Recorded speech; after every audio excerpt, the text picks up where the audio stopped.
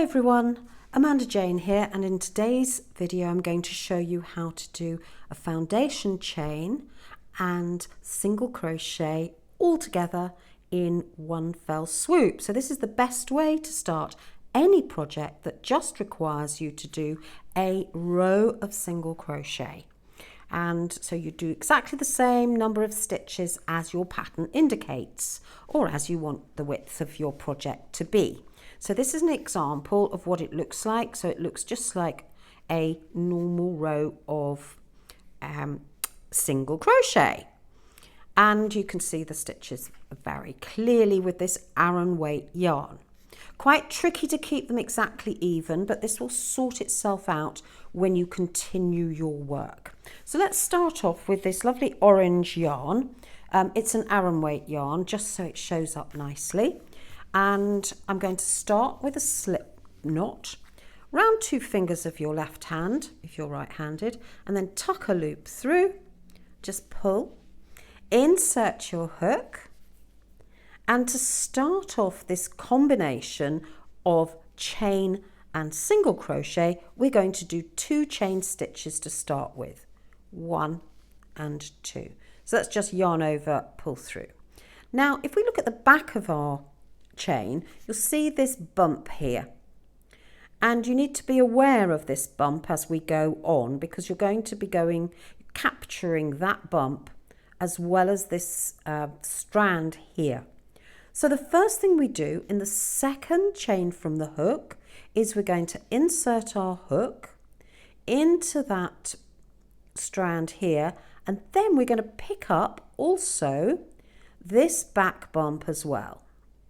Push your hook right through until you've got 2 strands across your hook. Yarn over, pull through 2, yarn over, pull through 1, that's your chain, and then yarn over, pull through 2, that's your single crochet. So then we're going to go back into this stitch here. So ignore those 2 strands that are going over your working yarn.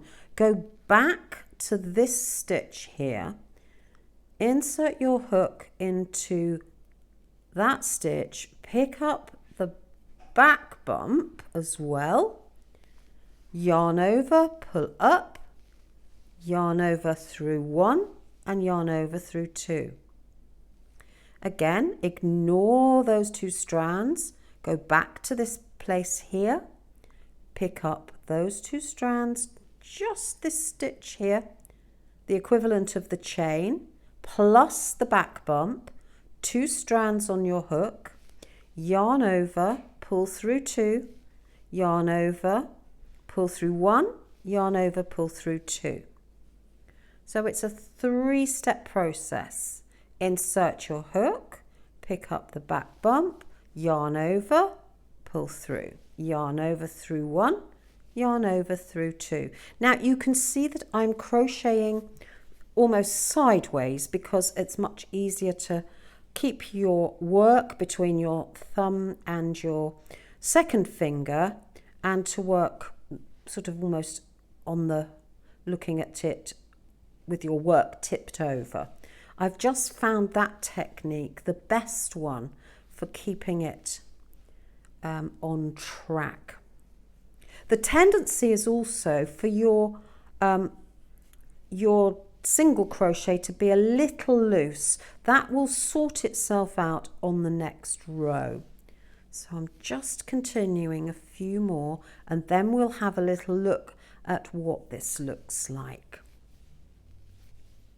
So skip those 2 there, go back into this stitch and the back bump at the same time, yarn over through both of them, through 1 and then through 2.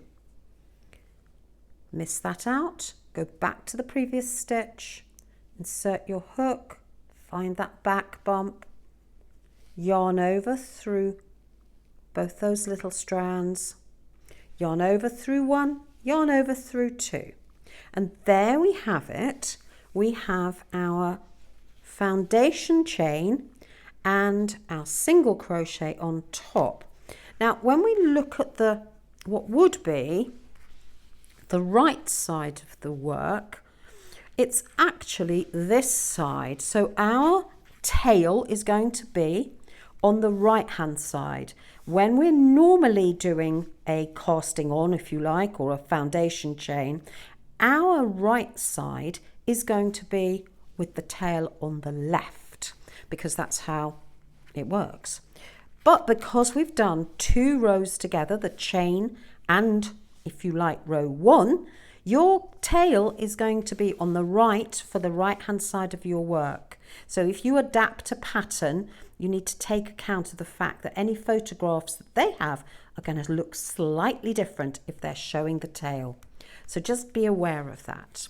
Now you can continue in the usual way with your crocheting. So, you know, if you were going to go back and do a normal single crochet, you'd just go back and continue across as usual, and nobody will know the difference between a traditional chain and single crochet row and the way in which the easier way that you've done it. There will be absolutely no difference, and you can use this method for double crochet, half double crochet, and so on.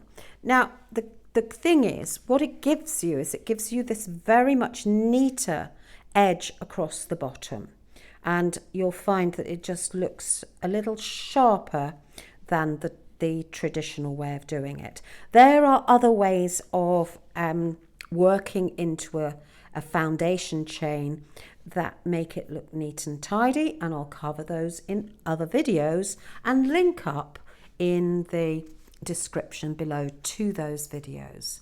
So that's my short tutorial for today. I hope you've enjoyed it. If you have, press the subscribe button and the bell for notifications of upcoming videos, and I look forward to speaking to you very soon. And have a great day. Take care. Bye.